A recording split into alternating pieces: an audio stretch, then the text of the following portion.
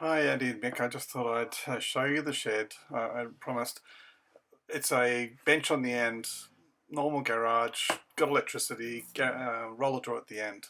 Um, I built a wall, which I've now lined and whatever, a metre and a half from the end, put some shelves in there, and that's my shed. It's just, there's the bench and here's the concrete floor, which is pretty flat, which is pretty good.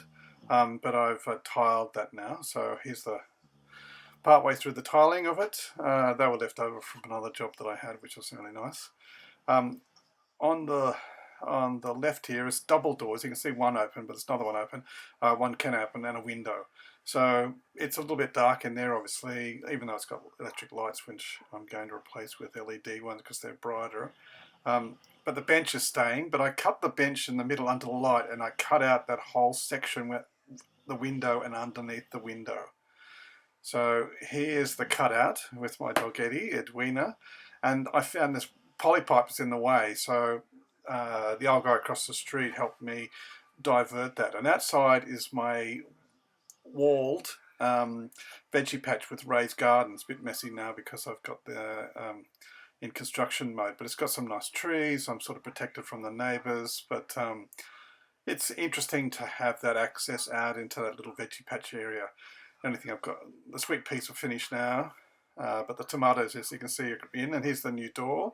Looks great to me. You know, I think I'll have to paint the garage, but there's the diverted water poly underneath there, which is much better than the concept. I was going to put a step over the top of it, but I'm waiting for the electrician, but I've lined most of it now, and I'm lined up with this chipboard.